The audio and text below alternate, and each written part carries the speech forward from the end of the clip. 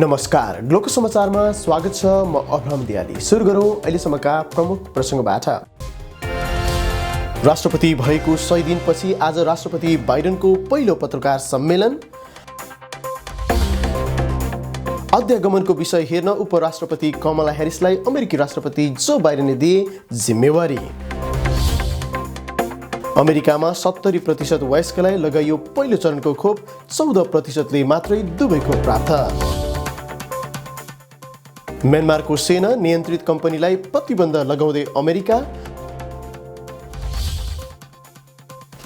आइसल्यान्डमा ज्वालामुखी अझै रोकिएन, घर बाहिर ननिस्कन आग्रह। र हङकङमा कोरोनाको खोप लगाएका 2 को मृत्यु, 9 जनाको अनुहार प्यारालाइसिस।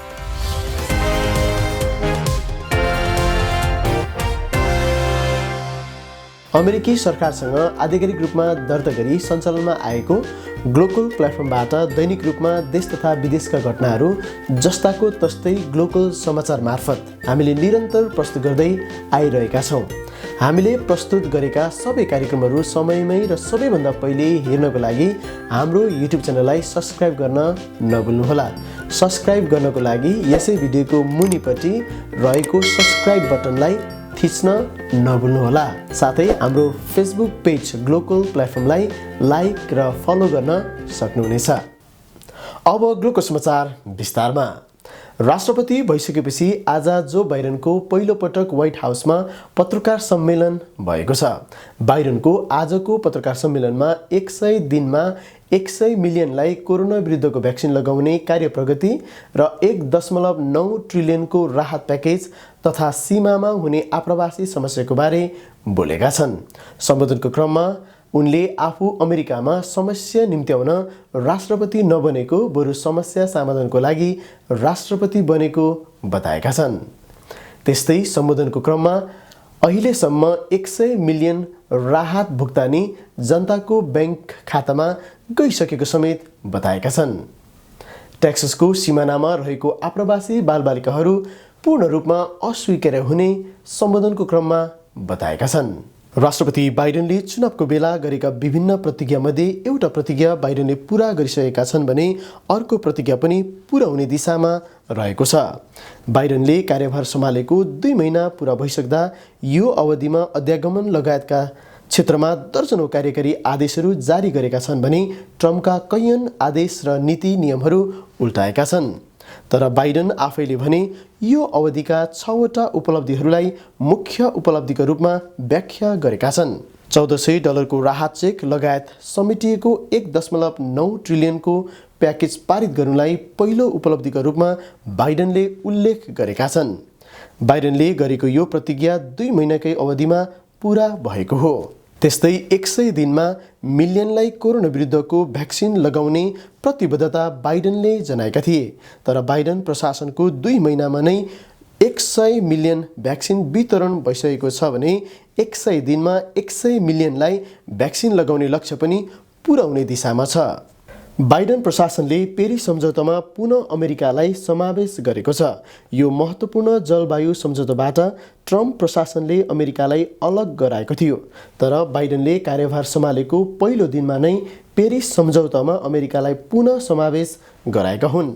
अमेरिकी सेनामा तेस्रो लिङ्गीहरूलाई लगाएको प्रतिबन्ध र अमेरिकामा मुस्लिम बाहुल्य देशबाट भिसामा लगाइएको प्रतिबन्धलाई पनि बाइडेनले उल्टाएका छन्।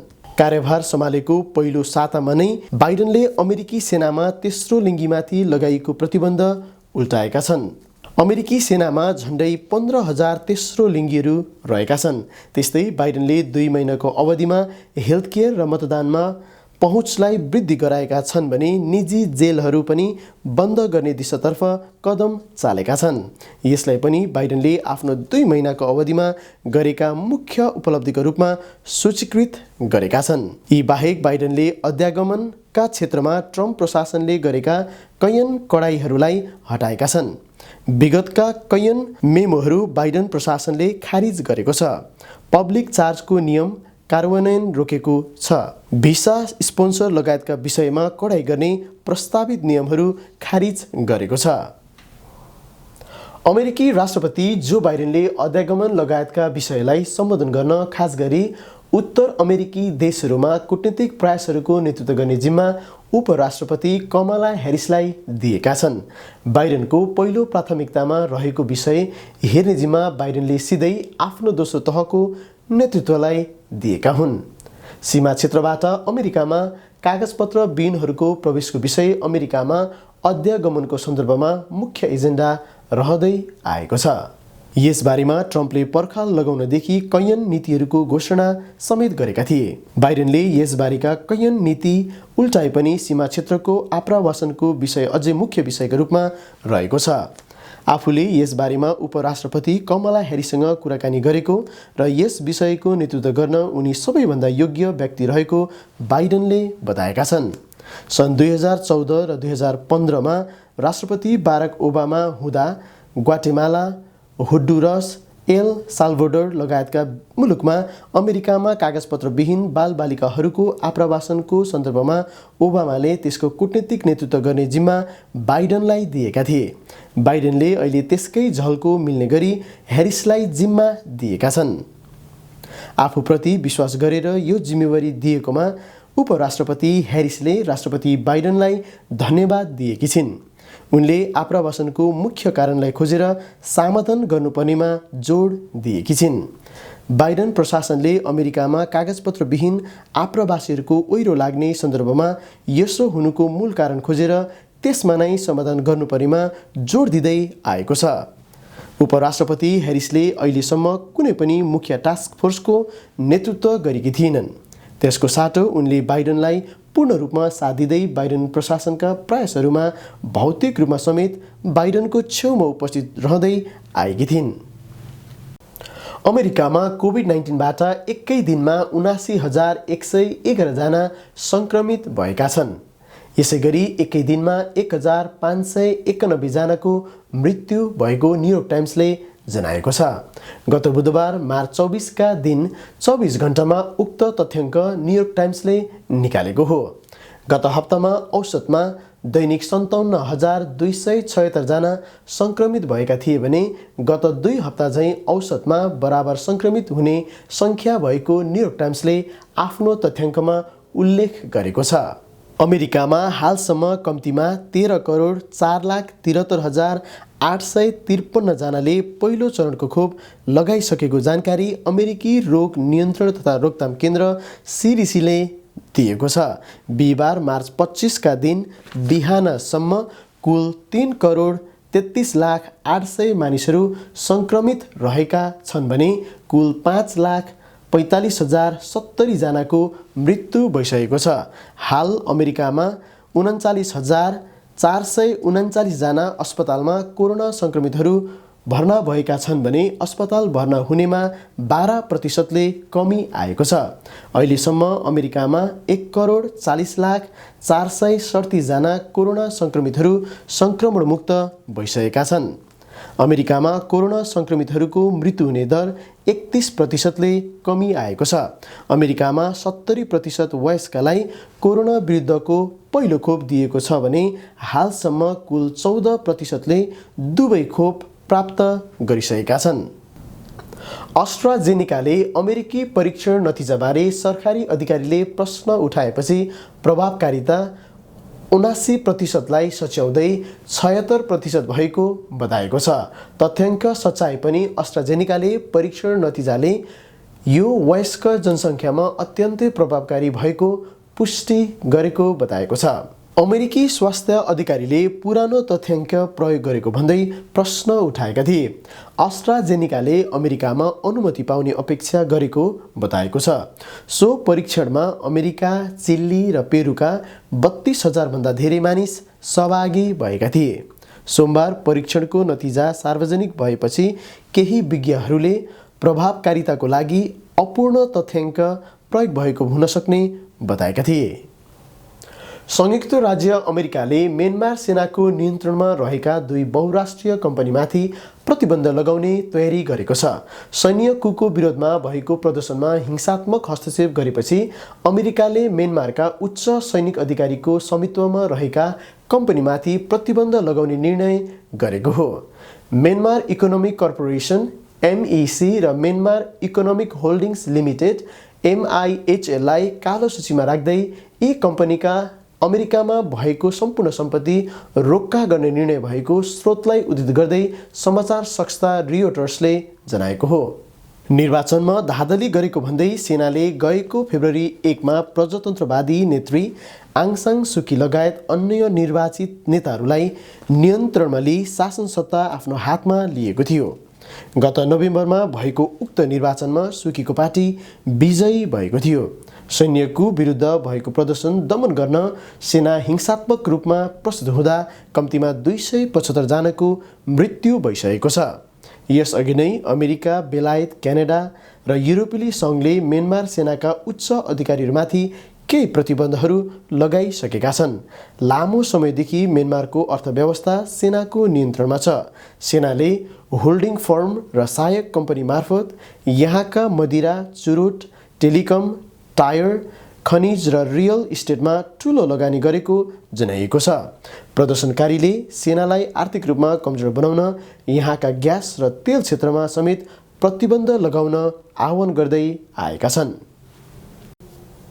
ग्लोको समाचार बाँकी नै छ, तर अहिलेलाई छोटो व्यापारिक विश्राम। हामीसँगै रहनुहोला। वर्षा ज्वेलर्स जस्ता भनौँ त्यस्तै सुन चाँदीका गरगहनाहरू मर्मत तथा किनबेच गर्नका साथै सुपथ मूल्यमा अमेरिका भरि नै होम डेलिभरीको निःशुल्क सुविधा उपलब्ध छ। सम्पर्क भानु फुया, फोन नम्बर 4127581912 4127581912, ठेगाना 2034 ब्राउन्सविल रोड, पिट्सबर्ग, पेन्सिल्भेनिया 15210। व्यापारिक विश्रामपछि पुनः स्वागत छ। अब बाँकी समाचार। अमेरिकी राष्ट्रपति जो बाइडेन प्रशासनले सशस्त्र ड्रोनको निर्यातलाई निरन्तरता दिने नीति अँगाल्न चाहेको रोयटर्सले जनाएको छ। 35 देशबीच भएको मिसाइल टेक्नोलोजी नियन्त्रण शासन MTCR सम्झौता अनुसार अमेरिकाले सशस्त्र ड्रोनको बिक्रीमा नियन्त्रण राखेको थियो। तर तत्कालीन अमेरिकी राष्ट्रपति डोनाल्ड ट्रम्पले MTCR सम्झौता फेरबदल गरी अमेरिकी सशस्त्र ड्रोनको निर्यात बढाएका थिए।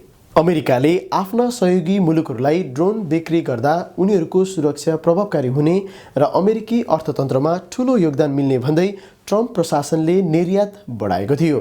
त्यति बेला केही शीर्ष डेमोक्र्याट सांसदहरूले यो नीतिले विश्वव्यापी सुरक्षाको अवस्थालाई झनै खतरनाक बनाइदिने भन्दै चिन्ता व्यक्त गरेका थिए।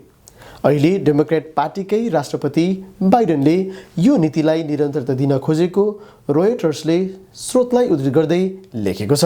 पूर्ण रूपमा अहिले नै टुङ्गो नलागे पनि बाइडेन प्रशासनले यो नीतिलाई अँगाल्ने सङ्केत गरेको छ। भूकम्प गएको 15 महिनापछि आइसल्यान्डको राजधानी रेक्याविकमा विस्फोट भएको ज्वालामुखीको लाभा अझै निस्कने क्रम जारी छ। उक्त लाभाको चमक करिब 32 किलोमिटरको दूरीबाटै देख्न सकिन्छ। ज्वालामुखीको उक्त विस्फोट फग्राडल्स माउन्टेनमा रहेको टाकुराबाट भएको अन्तर्राष्ट्रिय सञ्चार माध्यमहरूले उल्लेख गरेका छन्। यो ज्वालामुखी करिब 800 वर्षमा पहिलो पटक विस्फोट भएको जनाइएको छ। केही हप्ता पहिले आइसल्यान्डमा भूकम्पको हजारौं धक्का महसुस गरिएको थियो। त्यसपश्चात मौसम विभागले चेतावनी दिएको थियो। यता ज्वालामुखी विस्फोट धेरै टाढा भए पनि सरकारले ढोका बन्द गरी घरमै बस्न नागरिकलाई अपिल गरेको छ। हङकङमा कोरोना भाइरस विरुद्धको खोप लगाएपछि थप 2 जनाको ज्यान गएको छ। कोरोना विरुद्धको खोप लगाएपछि अन्य 9 जनाको अनुहार प्यारालाइसिस भएको छ। साउथ चाइना मर्निङ पोस्टले प्रकाशित गरेको समाचार विवरण अनुसार हङकङमा कोरोना विरुद्धको खोप लगाएपछि ज्यान जानेको सङ्ख्या 10 पुगेको छ। हङकङमा ज्यान गुमाएका 10 मध्ये 9 जनाले चीनमा उत्पादित सिनोभ्याक खोप लगाएका थिए। त्यस्तै अर्का 1 जनाले जर्मनीमा उत्पादित फाइजर र बायोएनटेकको खोप लगाएका समाचारमा जनाइएको छ। खोप अभियानका क्रममा यसअघि पनि त्यहाँ अन्य 2 जनाको अनुहार प्यारालाइसिस हुन पुगेको थियो। यसअघि यस्तै समस्या इजरायलमा पनि देखिएको थियो। त्यस्तै इजरायलमा कोरोना भाइरस भ्याक्सिनको असरले 13 जना मानिसको अनुहार प्यारालाइसिस भएको थियो। इजरायलको स्वास्थ्य मन्त्रालयले यो सङ्ख्या अझ धेरै हुने बताएको छ। फेसबुकले उइगर मुसलमानमाथि केन्द्रित गरेर बनाएका एकाउन्टहरू बन्द गरिदिएको जानकारी दिएको छ। चीनले उइगर मुसलमानमाथि दमन गरेर उनीहरूको मानव अधिकार उल्लङ्घन गरेको पश्चिमा प्रतिवेदनहरू सार्वजनिक भएका छन्। यसबीचमा फेसबुकले चीन बाहिर रहेका उइगर मुस्लिमलाई केन्द्रित गरेर बनाइएका फेसबुक एकाउन्ट बन्द गरेको हो। त्यस्ता फेसबुक खाता बनाउने मानिसहरू चिनिया ह्याकर भएको फेसबुकको भनाइ छ। फेसबुकमा उइगर सम्बन्धी भ्रामक जानकारीहरू सार्वजनिक गरिएको जनाइएको छ। चीनको सिङज्याङ उइगर मुस्लिमको प्रमुख थलो हो। यद्यपि केही महिनामा उइगरहरू टर्की, अमेरिका, अस्ट्रेलिया र क्यानाडामा बस्दै आएका छन्। चिनिया ह्याकरका 100 भन्दा बढी फेसबुक खाता बन्द गरिएको बताइएको छ। बीबीसीका अनुसार यस्ता फेसबुक खाताबाट 500 फेसबुक प्रयोगकर्ताको खातामा ह्याकिङको प्रयास भएको जनाइएको छ। हवाई मार्गबाट नेपाल आउने विदेशी नागरिकले अन एराइभल भिसा पाउने भएका छन्। संस्कृति, पर्यटन तथा नागरिक उड्डयन मन्त्रालयले सम्बन्धित मुलुकको नेपाल नियोगबाट भिसा नपाएमा त्रिभुवन विमानस्थलबाट अन एराइभल भिसा पाउने गरी मापदण्ड 2077 तयार पारेको छ। स्थल मार्ग हुँदै आउने पर्यटकले विदेश स्थित नेपाली नियोगबाट भिसा लिएर मात्र प्रवेश पाउनेछन्। नेपाल आउन चाहने पर्यटकले एजेन्सीसँग पर्यटनसँग सम्बन्धित कार्यक्रम निश्चित गरेपछि एजेन्सी पर्वतारोहणका लागि पर्यटन विभाग र पर्यटकीय गतिविधिका लागि नेपाल पर्यटन बोर्डमा अनुरोध गर्नेछ। नेपालको पर्यटकीय गतिविधिमा सहभागी हुन पर्यटन विभाग र नेपाल पर्यटन बोर्डको सिफारिस कागजात साथमा हुनुपर्नेछ। होटल बुकिङ र बसोबास भएको सुनिश्चित हुनुपर्नेछ। ग्लोको समाचार सकिनअघि मुख्य समाचारका शीर्षकहरू पुनः एकपटक। राष्ट्रपति भएको 100 दिनपछि आज राष्ट्रपति बाइडेनको पहिलो पत्रकार सम्मेलन। अध्यागमनको विषय हेर्न उपराष्ट्रपति कमला ह्यारिसलाई अमेरिकी राष्ट्रपति जो बाइडेनले दिए जिम्मेवारी। अमेरिकामा 70% वयस्कलाई लगाइयो पहिलो चरणको खोप, 14%ले मात्रै दुवै खोप प्राप्त। म्यानमारको सेना नियन्त्रित कम्पनीलाई प्रतिबन्ध लगाउँदै अमेरिका। आइसल्यान्डमा ज्वालामुखी अझै रोकिएन, घर बाहिर ननिस्कन आग्रह। र हङकङमा कोरोनाको खोप लगाएका 2 को मृत्यु, 9 जनाको अनुहार प्यारालाइसिस। हस्ता ग्लोको समाचार अहिलेलाई यति नै। अर्को समाचार लिएर पुनः उपस्थित हुने बाचाका साथ न्युज रुमबाट म र मेरो सम्पूर्ण युनिटलाई बिदा दिनुहोस्। ग्लोकल प्लेटफर्म हेर्दै र पढ्दै गर्नुहोला। नमस्कार।